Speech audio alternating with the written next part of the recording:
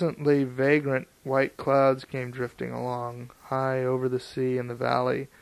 Then they came in couples and groups and imposing squadrons. Gradually joining their forces, they banked themselves solidly together 1,000 feet under us, and totally shut out land and ocean.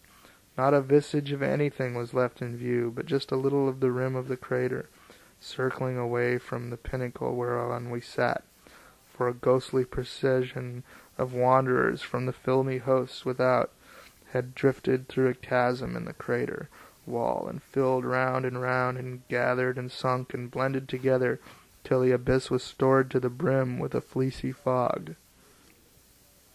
Thus banked, motion ceased and silence reigned. Clear to the horizon, league on league, the snowy flare stretched without a break, not level but in rounded folds, with shallow creases between, and with here and there stately piles of vapory architecture, lifting themselves aloft out of the common plain, some near at hand, some in the middle distances, and others relieving the monotony of the remote solitudes. There was little conversation, for the impressive scene overawed speech. I felt like the last man neglected of the judgment, and left pinnacled in mid-heaven, a forgotten relic of a vanished world. While the hush yet brooded, the messengers of the coming resurrection appeared in the east. A growing warmth suffused the horizon, and soon the sun emerged and looked out over the cloud waste, flinging bars of ruddy light across it, staining its folds and billow caps with blushes, purpling the shaded troughs between, and glorifying the massy vapor palaces and cathedrals with a wasteful splendor of all blendings and combinations of rich coloring. It was the sublimest spectacle I ever witnessed, and I think the memory of it will remain with me always.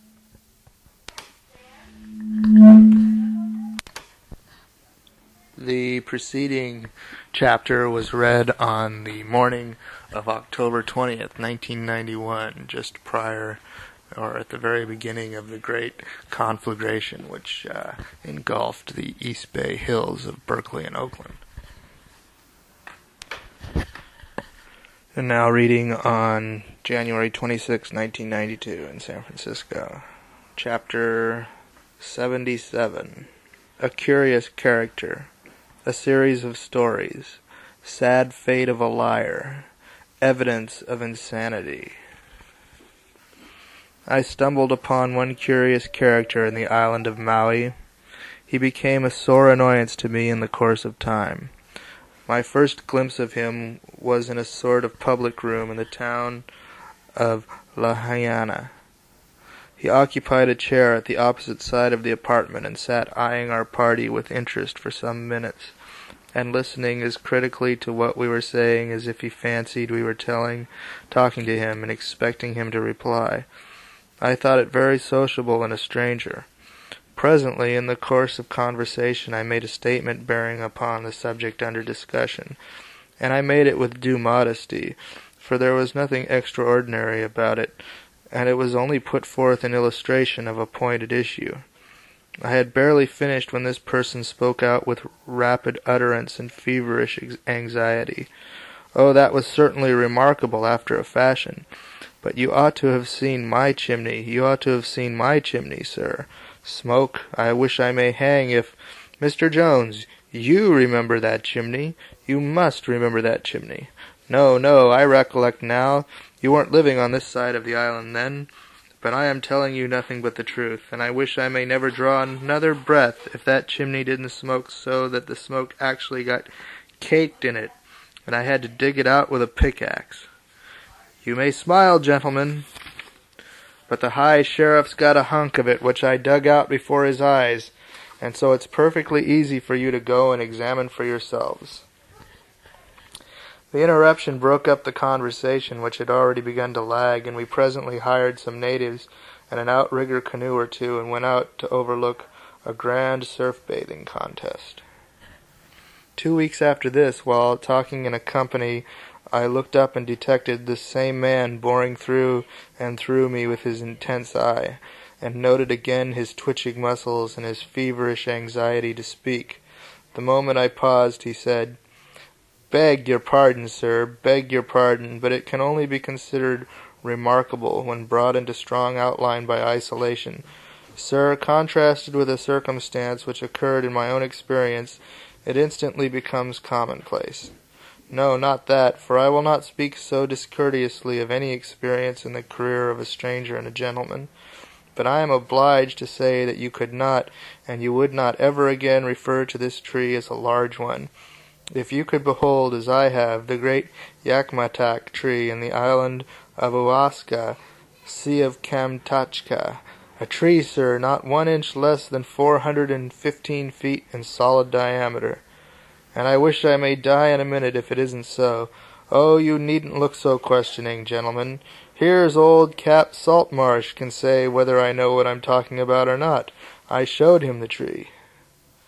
Captain Saltmarsh. "Come now, cat your anchor, lad. You're a heaving too taut. You promised to show me that stunner, and I walked more than 11 mile with you through the cussedest jungle I ever see, a-hunting for it. But the tree you showed me finally wasn't as big around as a beer cask, and you know that your own self, Marcus." Hear the man talk. Of course the tree was reduced that way, but didn't I explain it? Answer me, didn't I? Didn't I say I wished you could have seen it when I first saw it, when you got up on your ear and called me names and said I had brought you 11 miles to look at a sapling? Didn't I explain to you that all the whale ships in the North Seas had been wooding off of it for more than 27 years? And didn't you suppose the tree could last forever? Confound it! I don't see why you want to keep back things that way and try to injure a person that's never done you any harm. Somehow this man's presence made me uncomfortable, and I was glad when a native arrived at that moment to say that Muckawau, the most companionable and luxurious among the rude war chiefs of the islands, desired us to come over and help him enjoy a missionary whom he had found trespassing on his grounds. I think it was about 10 days afterward that, as I finished a statement I was making for the instruction of a group of friends and acquaintances, and which made no pretense of being extraordinary, a familiar voice chimed instantly in on the heels of my last word and said, "But my dear sir, there was nothing remarkable about that horse or the circumstance either. Nothing in the world. I mean no sort of offense when I say it, sir. But you really do not know anything whatever about speed, bless your heart. If you could only have seen my mare, Margarita, there was a beast. There was lightning for you. Trot? Trot is no name for it. She flew. How she could whirl a buggy along. I started her out once, sir, Colonel Blightwater. You recollect that animal perfectly well.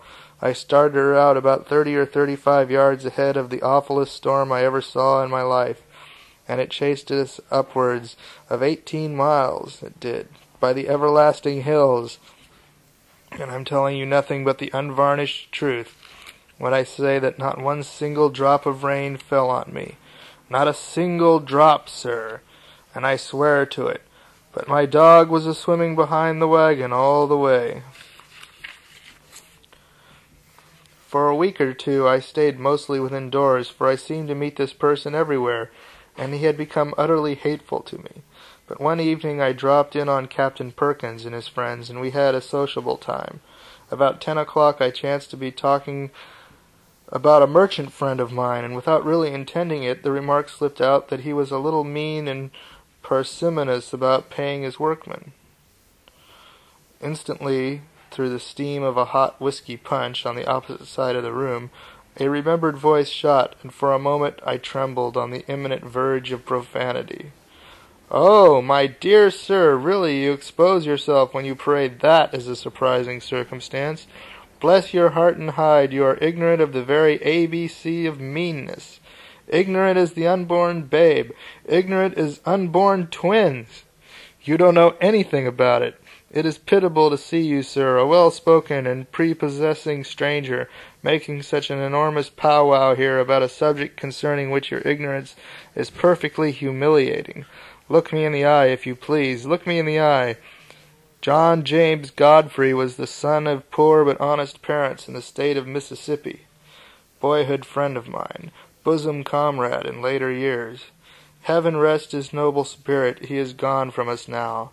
John James Godfrey was hired by the Hay Blossom Mining Company in California to do some blasting for them. The Incorporated Company of Mean Men, the boys used to call it.